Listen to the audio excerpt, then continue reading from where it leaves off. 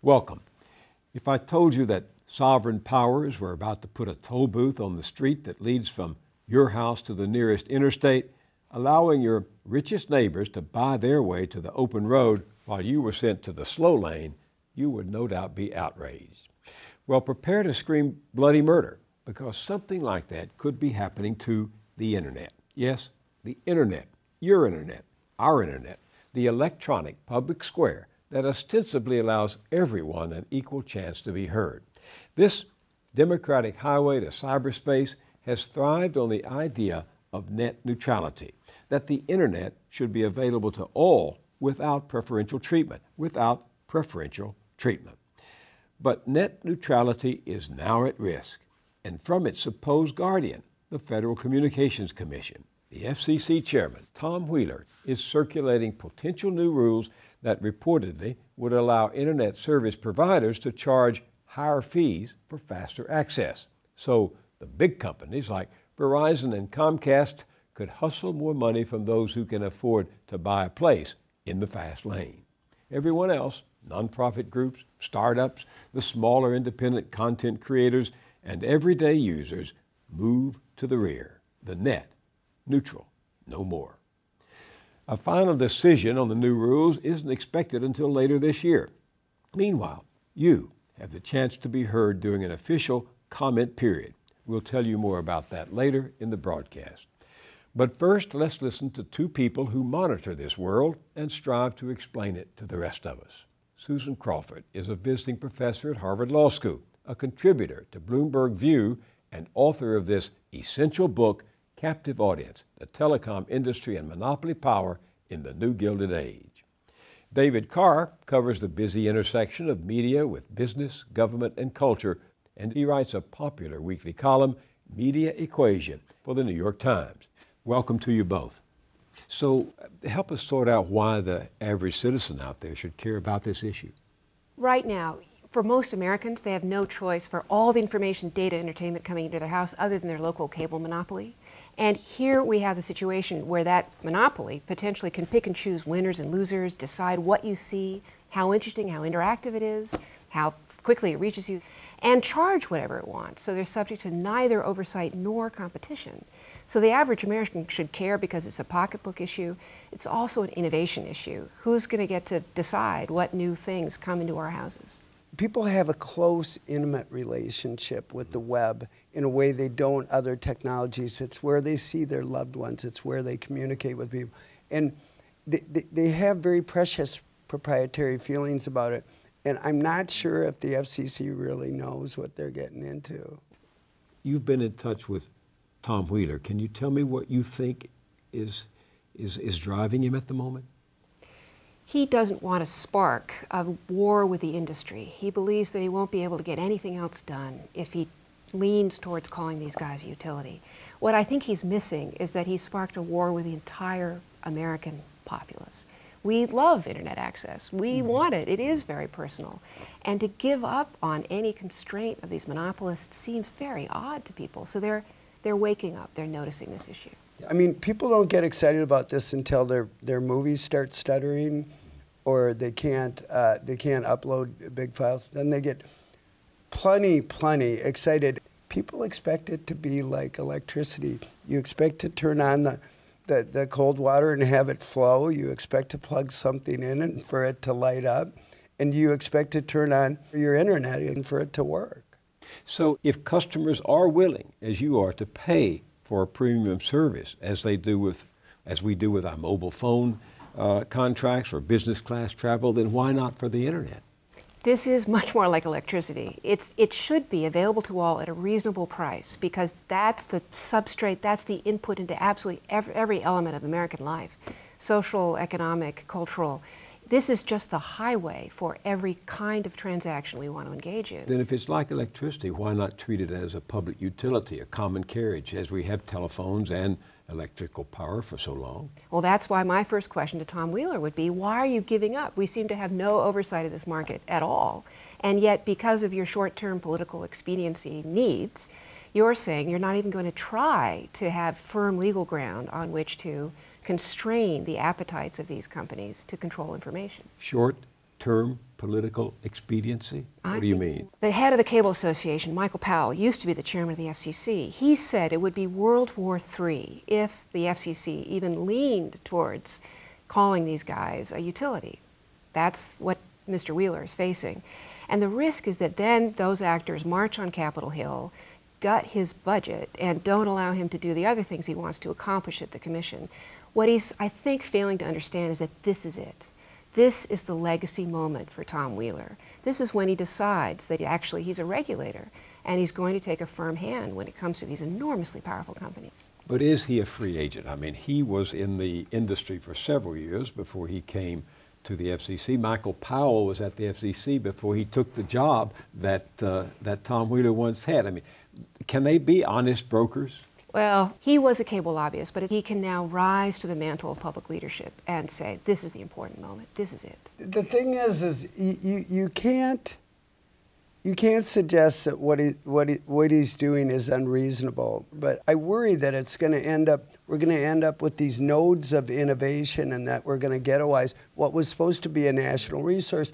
This whole infrastructure was built by the government, but if you allow all the head ends of it, all the sort of sweet spots of it to lie in private hands, then that whole sort of village common breaks down and it doesn't reflect the democracy. I mean, it was President Obama that talked about the democratic impulses of the web and how that needed to be preserved. I haven't seen a lot of that in what he's done. And Tom Wheeler says that, look, the FCC's tried twice to rewrite the rules of net neutrality, and the appeals court, the federal appeals court, has turned thumbs down twice. He's saying, I'm only doing what I can do to write rules that are consistent with what the court has said. What's not right about that is that he can do something. The FCC has tried to simultaneously deregulate by not labeling these guys as utilities and yet adopt net neutrality rules. All he has to do is relabel these services as utility services, and then he stands on firm legal footing. He can forbear from any details of those rules he doesn't want to apply. The courts have struck this down because it's incoherent. That's the problem. If he marches forward on a clear legal path, he'll be fine.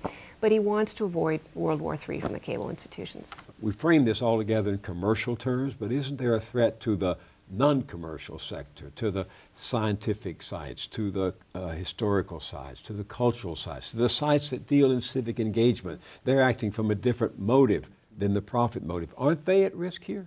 All of those sites are like the people in Fort Lee, New Jersey, trying to get across the George Washington Bridge. There are traffic cones being set up on that bridge by a private actor who's under no constraint. You know, what they're going to do, where they're going to squeeze traffic, where they're going to extract rents. But this is about the free flow of information. And we should all be able to assume the presence of a non-discriminatory, extraordinarily reliable network. I have to jump in on that. I think to analogize it to what Chris Christie's aides did on the bridge is assigning motive and punishment in a way that's really not at work. These guys think they're up to really good things. They're not setting out to punish anyone. They just think that the public interest and their interests are perfectly aligned. I don't agree. I don't care about their intentions. We've got a problem when one gatekeeper can have so much control over everything flowing to American houses.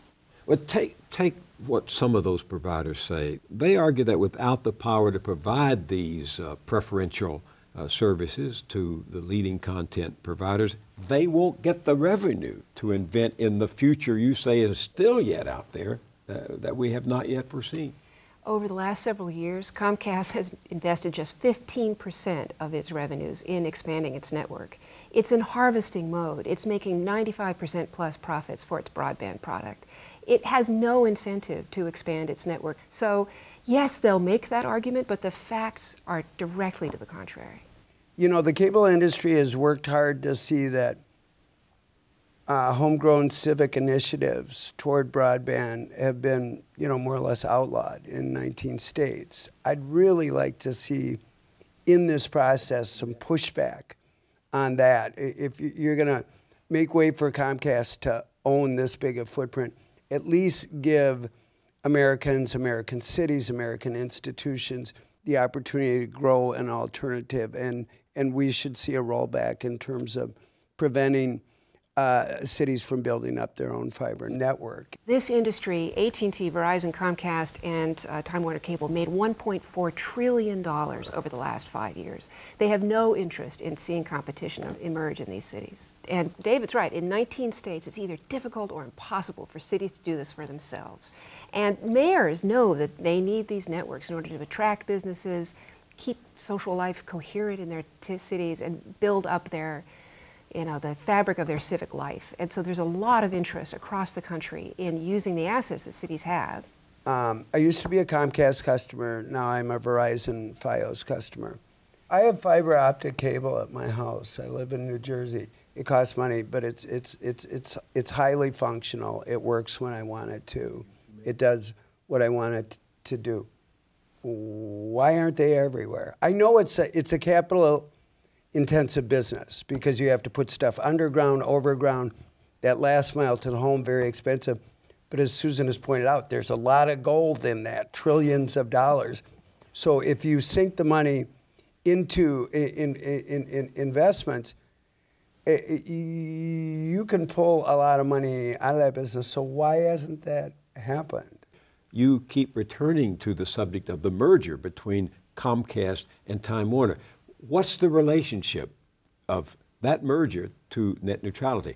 Well, it's sort of where the internet lives. So, I mean, when we talk about the web, we're not talking about something that the government built back in the 60s so big institutions could talk to each other. We're talking about a hybrid system of private and public right-of-ways and infrastructure that has grown up over time in an ad hoc way that Commissioner Wheeler and others are struggling to define and regulate. It's a very complicated sort of hybrid organism. I think we can make it a little simpler. So you've got one wire coming from one company coming into everybody's house. There's a box at the end of that wire. We call it today a set-top box, but it's also going to become a web browser. There's a software platform on that box. Comcast controls that browser.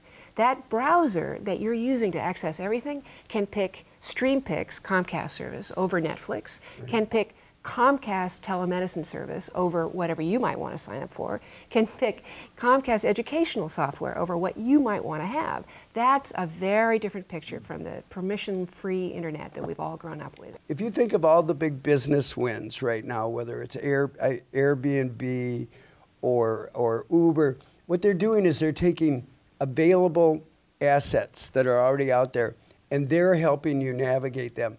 There's a lot of money in that. And as Susan points out, if you control navigation, if you are able to point people in certain ways and send them down paths where you can monetize them, it probably follows that you're going to sort of favor what you do. They're in the content business. They own NBC. They own Universal Studios. Comcast has an incentive to put up one gateway into its network and then charge for getting in. It did that with Netflix very recently. And if it can do that with the biggest, most popular over-the-top company, it can do it with anybody.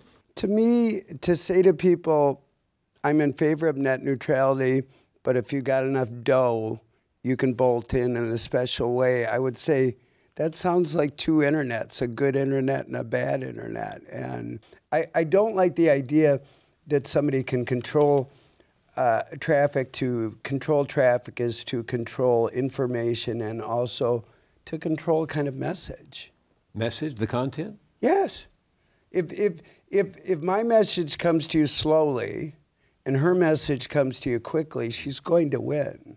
Did I hear you mutter a moment ago that this potential merger between Comcast and Time Warner is frightening? You know, what's interesting, the consigliere of Comcast, his name is David Cohen, he's been described this way in newspapers, has said, now this may sound scary. He says that. That's because the American public is worried about this. It really sounds like Shamu and Godzilla merging. These are enormous companies, and they just cover everything with bundles of services, and Americans have no choice. The United States stands alone in its dedication to private companies running all of its utility services. with some public oversight. That's always been our history. Other countries started with public companies and have this idea of a public trust for communications, that because of all the social spillovers, it needs to be made available to everyone at a reasonable price. We have now got the worst of this bargain. We both have private companies, we're dedicated to that, and no oversight of them. And that's leading to an extraordinarily weak situation. So the answer is not to give up on public oversight, but to make it better, to unleash the regulatory ideal, which is for pro-innovation, pro-American people. We've just fallen down on the job. I don't think it's as simple as Susan makes it. I watched the Supreme Court grappling with Aereo. What is an Aereo? And here are people who grew up watching MASH get pulled in over rabbit ears, trying to deal with an antenna farm that remotely records programming in the cloud that consumers then can access and pull down. And you could just see them struggling and grappling. I don't think Congress is all that much different. I think we have a cohort of mostly older Americans that is struggling to get its arms around the future, and they're doing so in sort of confused and inconsistent ways. And I do think companies like Comcast or Google or whoever that have a firmer grasp on what the future looks like, they're playing a game over the game that Washington doesn't necessarily understand. What can we learn from past regulatory battles like this? Well, we went through this both with electricity and with oil and with railroads. These are sort of infrastructure services that, given half a chance, a private company will try to corner. We need to have government intervention. We're always in this tug of war between rules and an outright unconstrained private market. Where you have something that is essential for every part of American society, government intervenes to try to make sure that it's available at a reasonable price. We haven't done that. I do think that the rail analogy is useful because unlike countries all over the world, we've allowed our rail network to kind of, we've expected it to thrive on its own. And so I get on the Acela and I think to myself, I'm riding a bullet train that doesn't go fast. Why is that? And it's because it's going through tunnels that were built during the Civil War. And in the same way, broadband, true connectivity, true high-speed internet, there are so many countries that are better at this than we are. How is it that we invented the internet? We have built companies that have pulled billions and billions of dollars out of it, but somehow we're losing custody of its better properties to other countries. That just seems wrong. The FCC is voting on May 15th to move forward with the proposal or not. That's less than 2 weeks away. What do you think people can do to be heard at that May 15th meeting? The uproar in the country is already causing the FCC to walk back from Wheeler's initial statement that he was never going to move towards treating these guys like a utility. That's already happening. Keeping that pressure up is only going to help, because then they have to keep all these options on the table and act like a regulator. So writing into the FCC, writing to your congressman, keeping in touch with your senator, that really is making a difference. The White House is responding. I do think that consumers have to think back to SOPA and stop online piracy. The entertainment industry wanted to make fundamental changes in the way the web is regulated, and they thought it was no big deal. People went ballistic, and with the support of Google, with the support of Facebook, came off the sidelines and said, you know what, you're going to break the internet. We don't want you to break the internet. That's ours. Keep your hands off our internet. If you look at the hierarchy of communication that comes to you over the web, there's your email. What could be more interesting than that? Somebody who's thinking about you, sending a message, you hit the button and up pops your grandchild. Mm-hmm. Or if you want, you lever over and you can talk to them in real time on FaceTime. We're living in an incredibly magical age that all this technology has enabled. And if Google and others start to tell American consumers, look, these guys are breaking the internet and sort of unleashes the flying monkeys as they did during the debate over SOPA, I think it could tilt the rank. David Carr, Susan Crawford, thank you very much for being with me. Pleasure to be with you, Bill. Nice to be here.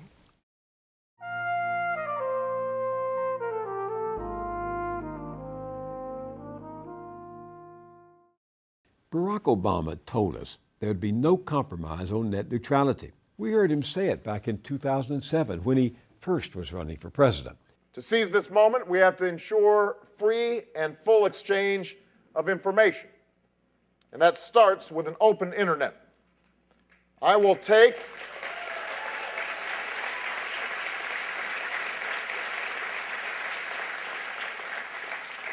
a backseat to no one in my commitment to network neutrality. Because once providers start to privilege some applications or websites over others, then the smaller voices get squeezed out and we all lose. The internet is perhaps the most open network in history, and we have to keep it that way. He said it so many times that defenders of net neutrality believed him. They believed he would keep his word, would see to it that when private interests set upon the internet like sharks to blood in the water, its fate would be in the hands of honest brokers who would listen politely to the pleas of the greedy and then show them the door. Unfortunately, it turned out to be the infamous revolving door. Last May, President Obama named Tom Wheeler to be FCC chairman. Mr. Wheeler had been one of Obama's top bundlers of campaign cash, both in 2008 and again in 2012 when he raised at least $500,000 for the president's reelection. Like his proposed rules for the web, that put him at the front of the line. What's more, Wheeler had been top gun for both the cable and wireless industries. And however we might try to imagine that he could quickly abandon old habits of service to his employers, that's simply not how Washington works. Business and government are so intertwined there that public officials and corporate retainers are interchangeable parts of what Chief Justice John Roberts might call the gratitude machine. Round and round they go, and where they stop, actually, they never stop. They just flash their easy pass as they keep shuttling through that revolving door. Consider, Daniel Alvarez was a longtime member of a law firm that has advised Comcast. He once wrote to the FCC on behalf of Comcast, arguing against net neutrality rules. He's been hired by Tom Wheeler. Philip Bervier also worked for Comcast and the Wireless and Cable Trade Associations. He's now Tom Wheeler's senior counselor. Attorney Brendan Carr worked for Verizon and the Telecom Industries Trade Association, which lobbied against net neutrality. Now, Brendan Carr is an advisor to FCC Commissioner Ajit Pai, who used to be a top lawyer for Verizon. To be fair, Tom Wheeler has brought media reformers into the FCC too, and has been telling us that we don't understand. We're the victims of misinformation about these proposed new rules, that he is still for net neutrality. Possibly. But the public's no chump. And as you can see from just those few examples I've recounted for you from the reporting of intrepid journalist Lee Fang, these new rules are not the product of immaculate conception. So this public comment period is crucial. You have a chance to tell both Obama and Wheeler what you think, so that the will of the people and not the power of money and predatory interests is heard.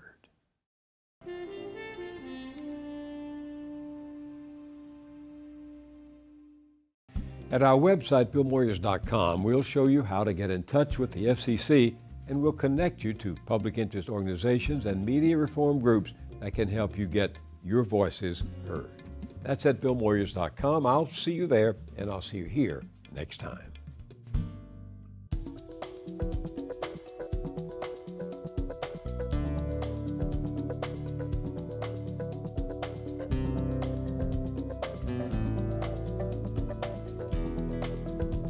Don't wait a week to get more Moyers. Visit BillMoyers.com for exclusive blogs, essays, and video features.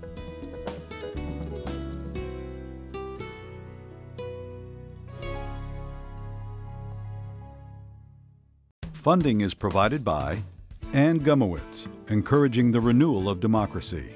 Carnegie Corporation of New York, celebrating 100 years of philanthropy and committed to doing real and permanent good in the world. The Ford Foundation, working with visionaries on the front lines of social change worldwide. The Herb Alpert Foundation, supporting organizations whose mission is to promote compassion and creativity in our society. The John D. and Catherine T. MacArthur Foundation, committed to building a more just, verdant, and peaceful world. More information at macfound.org. Park Foundation, dedicated to heightening public awareness of critical issues. The Kohlberg Foundation, Barbara G. Fleischman.